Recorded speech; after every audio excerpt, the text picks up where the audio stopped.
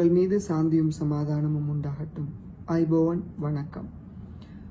Victoria என்று சொல்லக்கூடிய ஒரு அழகான நீர்த்தேக்கம் இந்த நாட்டிலே இருக்கின்றது.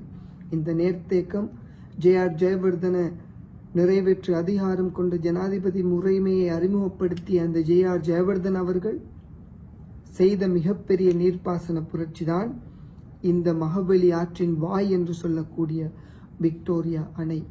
இந்த விக்டோரியா அணை உடைய போகிறது என்கின்ற ஒரு அபாயத்தை அந்த பிரதேசத்தில் வாழ்கின்ற மக்கள் உணர்கிறார்கள்.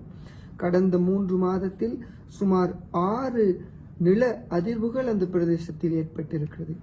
இதற்கான மிகப்பெரிய காரணமாக அந்த பிரதேசத்தில் திகன பிரதேசத்தில் இந்த அணைக்கட்டிலிருந்து வரும் 15 கிலோமீட்டருக்கு தொலைவில் அமைந்திருக்கின்ற ஒரு சுண்ணக்கல் அகழ்வுக்காக வைக்கப்படுகின்ற குண்டுகள் நாளாந்தம் அங்கு வெடிக்கப்படுகின்றன.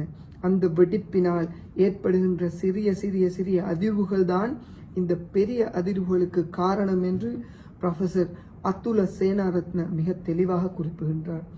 எங்களுடைய கேள்வி என்னவென்றால், ஒரு பெரிய டேமுக்கு தொலைவிலே இருக்கின்ற ஒரு சிறிய சுண்ணக்கல் அகழ்வு ஒரு பெரிய டேமை 30 வருடத்திற்குள் பாதித்திருக்கிறது என்றால், வெறும் 5 கிலோமீட்டருக்கு தொலைவில் இதைவிட மிகப்பெரிய சுண்ணக்கல் அகழ்வு நடைபெறுகின்ற அருவக்காடு சுண்ணக்கல் அகழ்வானது 5 கிலோமீட்டருக்குள் அமைந்திருக்கின்ற அருவக்காடு திண்மக்கழிவு செயற்திட்டத்தின் மதில்களை உடைக்காதா என்ற கேள்வி எங்கள் மத்தியிலே எழுந்திருக்கிறது.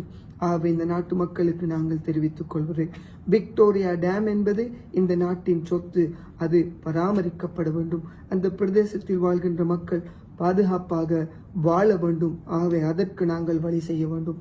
அதுபோல்தான் 30 வருடத்திற்குள் எங்களுக்கு இப்படி ஒரு பாதிப்பு ஏற்படுகிறது என்பதை நாங்கள் ஒரு அனுபவ பாடமாக பெற்று எதிர்காலத்தில் இதே பிரச்சனையை அருவக்காட்டு பிரதேசத்தில் வாழ்கின்ற மக்கள், சேராக்குழி பிரதேசத்தில் வாழ்கின்ற மக்கள் இதே பிரச்சனையை அனுபவிக்க கூடாது என்பதற்காக தயவு செய்து இந்த விடயங்களில் நமது மக்களும் சூழல் ஆய்வாளர்களும் இந்த நாட்டை நேசிப்பவர்களும் மனித வளத்தை மதிக்கின்றவர்களும் கவனத்திற்கொண்டு அருவக்காட்டு செயற்திட்டத்தை நிறுத்துவதற்கு உங்களுக்கு முடியுமான பங்களிப்புகளை வழங்குமாறு கேட்டு இந்த நாட்டின் வளங்களை பாதுகாப்போம்.